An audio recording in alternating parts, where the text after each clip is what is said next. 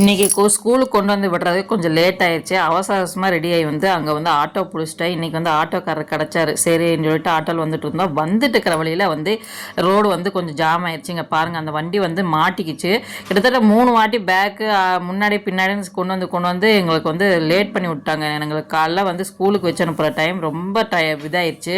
நிறைய பசங்க ஸ்கூலுக்கு போகிற பசங்க வந்து வெயிட் பண்ணிகிட்டு இருந்தாங்க. நம்மளுக்கு லேட் ஆகிடுச்சு, கொஞ்சம் சீக்கிரம் போய் விட்டுட்டா பரவாயில்லையே அப்படின்னு சொல்லிட்டு யோசிச்சுக்கிட்டே இருந்தேன்.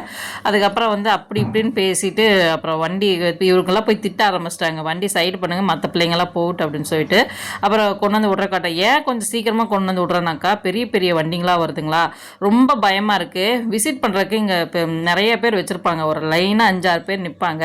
இந்த மாதிரி நான் பாப்பா கொண்டு வந்து விட்டுட்டதுக்கப்புறம் பாருங்கள், ஒவ்வொரு வண்டி வரும்போது அந்த இடத்துல வந்து குழந்தைங்கள வந்து பிக்கப் பண்ணுறதுக்காக இந்த மாதிரி உள்ள வேலை செய்கிற ஸ்டாஃப்ஸை வந்து லைனை நிற்க வச்சுருப்பாங்க.